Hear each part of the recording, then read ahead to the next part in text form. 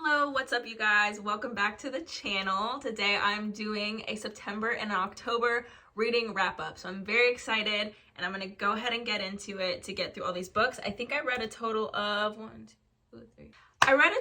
11 books between September and October, but I DNF'd 3. So we'll get into all my reasons why I DNF'd. One of them, including Fourthwing, is one that I DNF'd. Anywho, we'll get into that as we go, but I'm gonna start off with the first book and just jump right into it.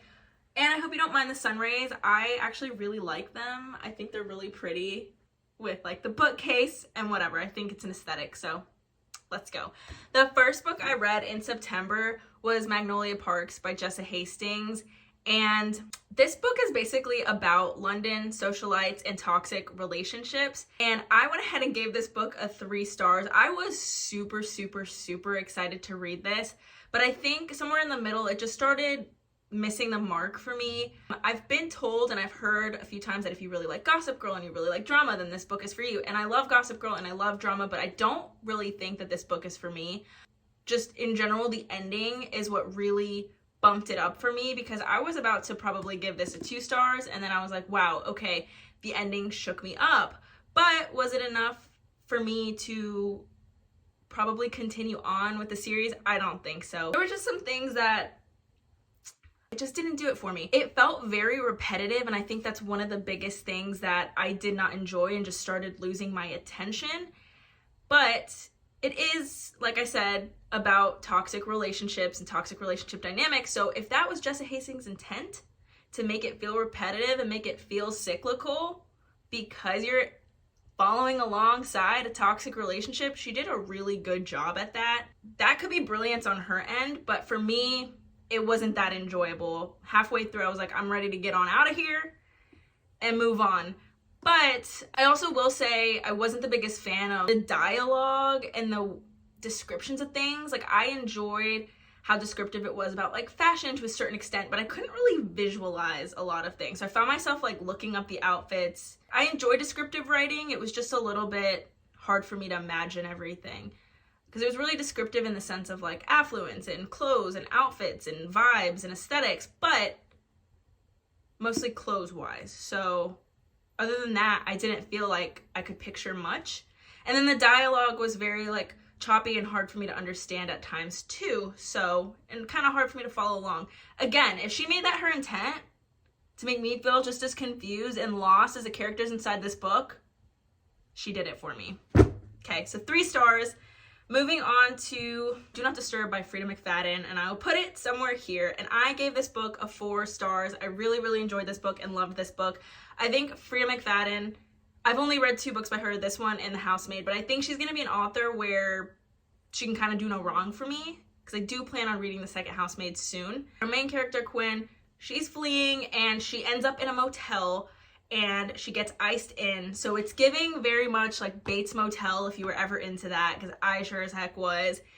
And it's actually called Baxter Motel, where she gets trapped in. But she meets a few interesting characters, and the motel has a dark and disturbing past, and across from the motel is where the motel owner and his parent wife live. So main character Quinn can kind of like see his wife from across the way, and weird stuff starts happening, and she decides she's gonna leave the very next day, but first she has to kind of survive the night. Things I loved about this book were that it was just very fast-paced. I feel like Freida McFadden writes fast-paced books, and this one was fast-paced for me. It always left me kind of curious what was gonna happen. I didn't guess the plot twists, because I don't normally guess plot twists very well, but it had all the vibes. It was spooky, it was creepy. There were tons of twists along the way, so I think if you're in the mood for just a classic good thriller, I would go ahead and recommend it. I wouldn't say it's like the most memorable thriller in the world, but it's definitely enough to satisfy that craving, and you can usually read her books in like 1.5 to 2 days. So the next book that I read was No Exit by Taylor McAdams, and I gave it a 3 stars. It was good. It also had tons of plot twists, but got to a certain point where I was like, this is way too many plot twists and we need to move forward. And I started kind of getting fed up with the plot twist, so that's sort of why it was a little bit lower on my rankings. It was still good, I'd still recommend, but it wasn't like my favorite thriller in the world. The main character, she gets snowed in again, the snowed in trope. She gets snowed in and she is at a rest stop and finds a kidnapped child in a van, and there are, I think, 4 other people with her at the rest stop, so she knows that the kidnapper is somebody in the rest stop, and she starts this pursuit to figure out who it is, and chaos just ensues from there. Pretty good, no huge complaints. I would say a lot of the twists were good, but at a certain point it was a bit excessive. Okay, then the next book I did read in September was The Golden Spoon, which I gave 4.25 stars. This book was amazing for the vibes. Like, if you love food, if you love vibes like luscious gardens and big manors and estates and cooking, like, it's probably for you. I'm learning that I really like when books talk about food in a very like metaphorical way, but also just a descriptive way, because you can almost like taste it. It's really satisfying to me, so this scratched that itch. And I would say, as far as plot and characters, I pretty much enjoyed all of that. There were a few things that kind of like dinged the rating for me, as far as like a certain trope that was in there that I wasn't fully satisfied with. And then also there was about 2 characters that I had a little bit of trouble like distinguishing their voices, 2 of the female characters, because it is a multiple POV book. So it is kind of important that you can distinguish the characters, and I had a hard time amongst 2 of the female characters kind of just distinguishing their voices. But other than that, I really had no qualms. It was full of mystery. There was like sub-mystery within the mystery. It was almost like 3 mysteries going on at the same time within this book, and that kind of really kept you on your toes. So I appreciated that. And overall, I think the vibes are my favorite part of this book. If you read things for vibes and atmosphere, but you also like some thriller and mystery, I would say go ahead and read it, because it was all around really good. The small synopsis is that there is a show very similar to the Great British Baking Show that takes place in the United States at a manor called Grafton Manor, and it's a baking competition, and there's some mysterious stuff going on within the manor and within the baking show. So that's all I'll say, and you can read it for yourself because it was highly enjoyable. The next book that I read but DNF'd was The Last Word, also by Taylor McAdams. I started reading and I think I got to like 17%, and then I just went ahead and DNF'd it because it was giving creepy. It was giving a little bit too creepy for my liking, so I just kind of said, we're gonna put this down. I'm a little bit sensitive to things that are kind of scary, so I wouldn't even say it was full on scary, but like if I had read it in a different time, I don't think I would have been so like, okay, we need to put this away. But because I was reading it in the exact moment that I was like, no, this isn't for me, not right now. Basically, they mentioned something about like seeing a shadow of something, and I had like thought I saw a shadow of something, and that was enough for me to be like, I'm good on this for now. But I was curious to see where it was gonna keep going. I just didn't keep going. So I thought I would make that point here and just let you guys know that it sounded good. I think it might be a little too creepy for me though. Like, I love thriller and I love mystery, but when you start veering into like shadows and paranormal stuff, like, I'm good. Like, you can talk to me about a murderer, but if you start talking about shadows, I'm fine. I'm good on that. So yeah. The next thing that I did try to read, and boy, I tried to read it. I really gave it its fair shot, you guys. I really tried.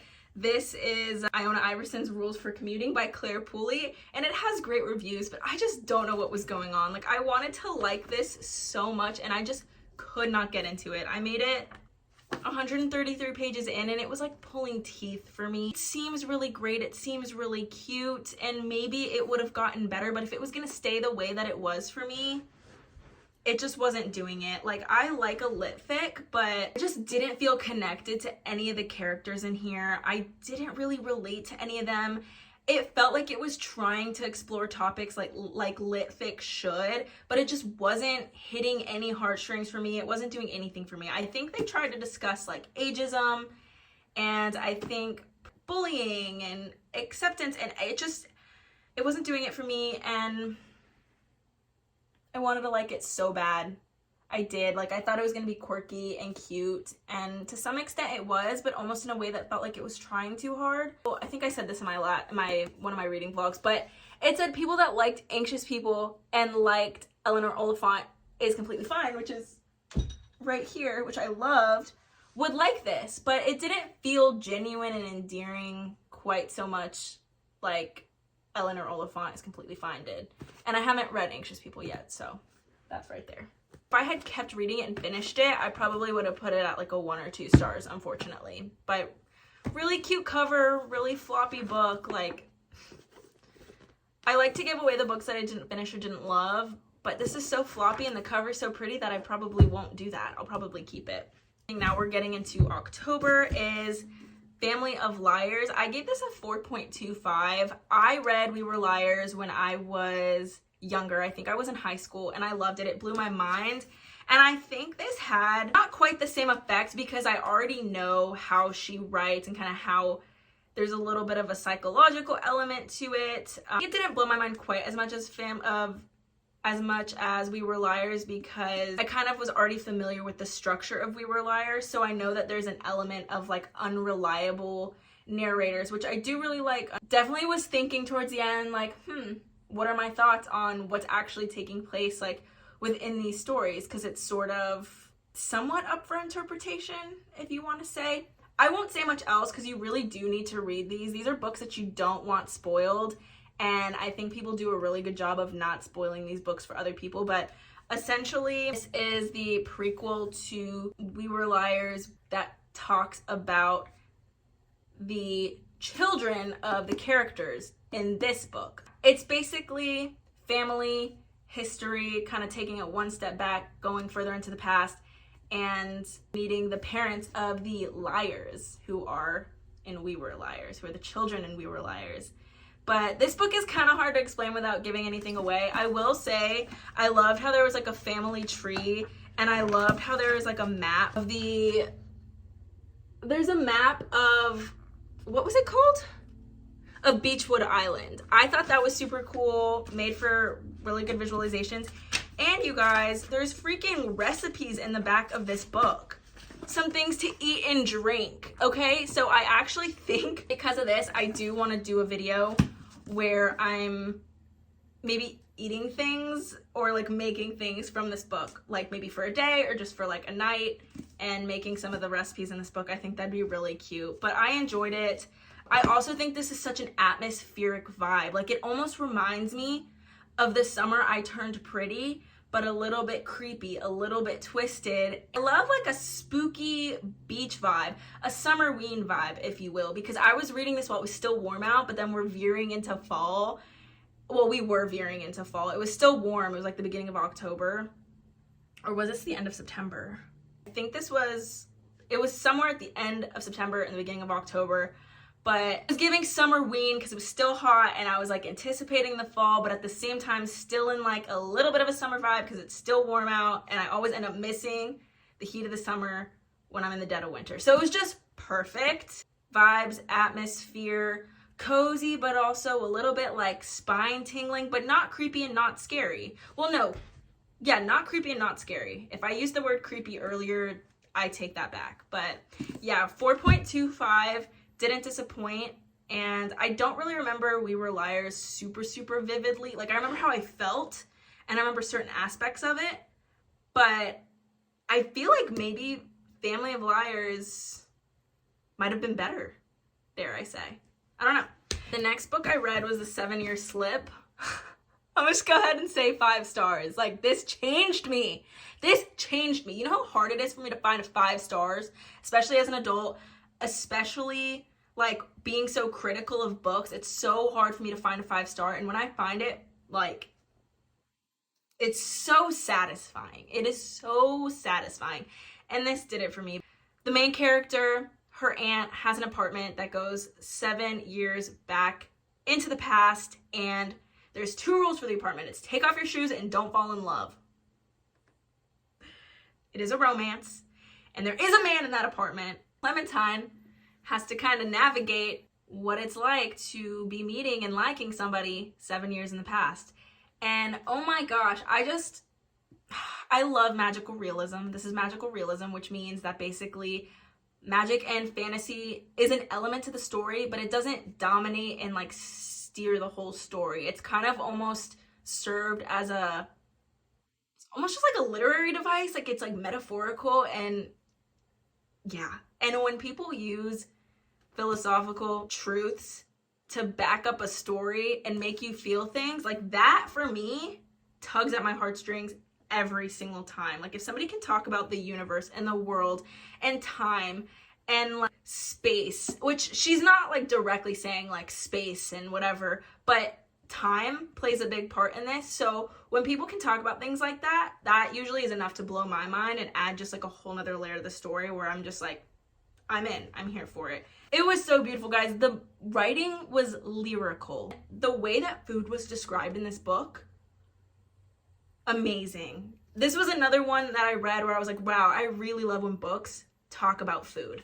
Characters were so endearing and lovable and damn near perfect, and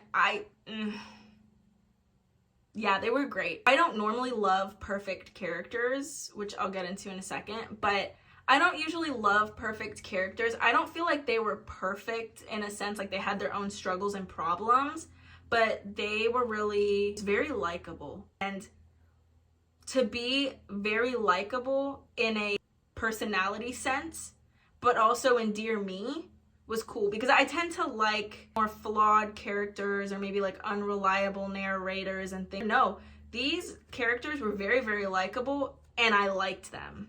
Does that make sense? Like, sometimes I want a character that's got a bit more edge, but no, they were so likable, and they won me over. It's like that kid that everyone at school is like, oh, everybody loves them, and you're like, everybody loves them, let me go see about them. And you really want to not like them because everybody loves them. And then you're like, nope, they won me over. They won me over. They won me over. This book won me over. I was sobbing. I made a short about what I saw in my head when I read that book because it was so vivid. The whole thing played out in my mind. And the like clips in the short that I made doesn't even do it justice. So I hope they don't make a movie out of it because it would kill me if they ruined it. And the next book I read was It's Not Summer Without You by Jenny Han, and I gave this a 3 stars. Basically, we kind of all know what the summer turned pretty serious about. This is the second one, and I wanted to read it so that I can read the third one in a few months to be able to have read the third one before the third season of The Summer I Turned Pretty comes out. But I have nothing crazy to say about It's Not Summer Without You. I had just watched a few months ago the series. Like, I had watched the second season, so I knew what was going to happen. I knew what to expect, and the writing and everything was like pretty spot on to what happened in the show. Her writing is really interesting where it's almost like very clear, like clean cut and sterile, but you still somehow feel like you're in the story. But it's almost homey, but it's how do I even explain her writing? It's like a homey feeling, but also there's something like longing about it. Like, there's something far away about her writing. Like, you can feel like you're there and you feel like you're in the moment, you're in the story, but you're almost outside of it watching. That's what her writing does for me. It's like very interesting. For example, like if we're comparing the 7-Year Slip, I didn't feel like an outsider watching the story, like far removed. I felt like I was watching a movie. But no, with the It's Not Summer Without You, you almost feel like you're there.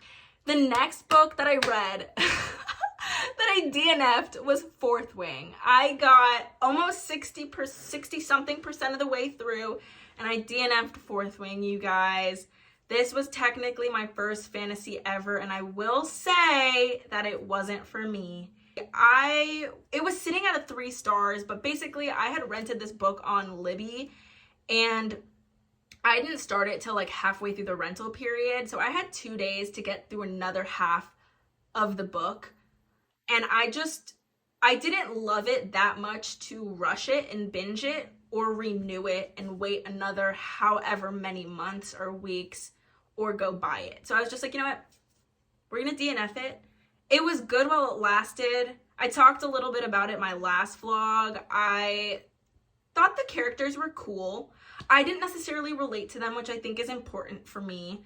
I think that adds an element to the book that I can really like give it more ratings. I didn't really relate to them super well. I did start getting a little bit invested in the romance, and I did really like the whole dragons relationships with the riders, and all of that was really cute and endearing, but I don't think the world building was quite for me. I was interested in like some of the training aspects, but there were a lot of scenes where I was almost lost as to what was going on, and I didn't really like that feeling, because while I was lost, I couldn't really picture the story in my head, and I don't always need to picture every single thing in my head, but I felt like for a book that long, if I was really going to invest my time in it, I wanted it to be kind of clear to me. And there were just some scenes where I didn't know what was going on, and then the scenes where I did know what was going on, it was good, but it was like 3-star good. So I probably won't ever pick it up again. I don't know if I'll really pick up a lot of fantasy. Who knows? That was me giving it a shot. If I do, maybe I'll make a video out of it, because I am trying new genres as I go. And then the last book I read this October, which I actually just finished before filming this, was Out on a Limb by Bonam-Young. And I gave Out on a Limb 3 stars as well. I thought it was really cute. Thought it was very endearing. It is a romance. It's about 2 characters named Win and Bo, and they meet at a Halloween party, and it is pregnancy trope and it is one night stand trope, and so it's about them kind of navigating that together. So it is one of those stories where you kind of know what's set out for you. Like, it's very comforting in the sense that you're not like rocked every which way, and the characters were really likable. But I will say that at times I thought the characters were a little unrealistic, especially the male character Bo. Like, I appreciate how kind of a character he is. He was really likable. He was almost a little too unrealistic to me, that I just wasn't fully bought in to the story. I was like, this is super sweet, but it's almost too whimsical for me. Like, he just doesn't seem real. And Win seemed a little bit more real to me. So I liked them, but again, I think for me, I have to have layers to a character. And don't get me wrong, these characters have been through some really hard things. They absolutely have. So it's not really about what they've been through. It's just more about like how they act and like who they are. I just didn't feel fully convinced that they were real almost. That's that on that. I enjoyed it though. I would give it a 3. I don't know that the tropes were my favorite. It was my first time reading like a pregnancy trope or like a one night stand trope. I don't know if it was quite for me. I like romance now that I'm learning with layers, and I think it had layers, but it just was a little too predictable for me. And I think that it gives me a better idea of the romances that I do want to read in the future. It's not a rom-com, but it's almost just so like, oh wow, like I don't even know how to explain it. Like whimsical and fantastical in some elements. Not fantastical, but it's almost like la-di-da. What does that mean? It's la-di-da. I don't know if you guys are gonna understand what I mean, but la-di-da sums it up perfectly in my mind. It's so la-di-da, that like I know about that. Like, give me the tea.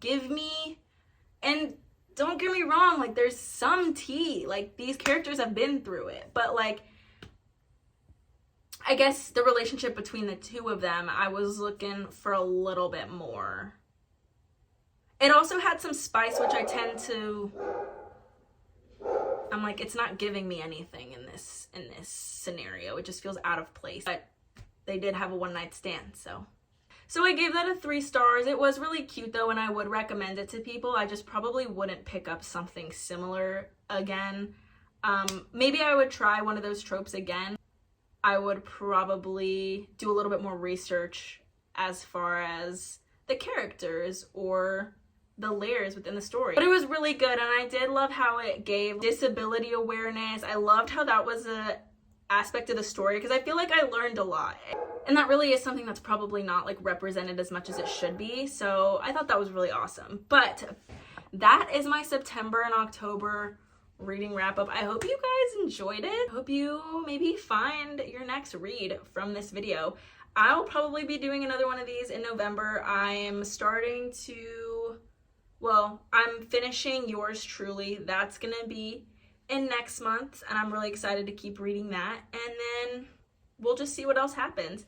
So I don't know, I'll probably do these monthly, but I just wanted to include September and October to kind of put a little more juice in this video, give you guys a little bit more information on everything that I read rather than just October, because I think September had some cool, interesting reads as well. So yeah, I hope you guys enjoyed this video, and I will catch you in the next one. Bye!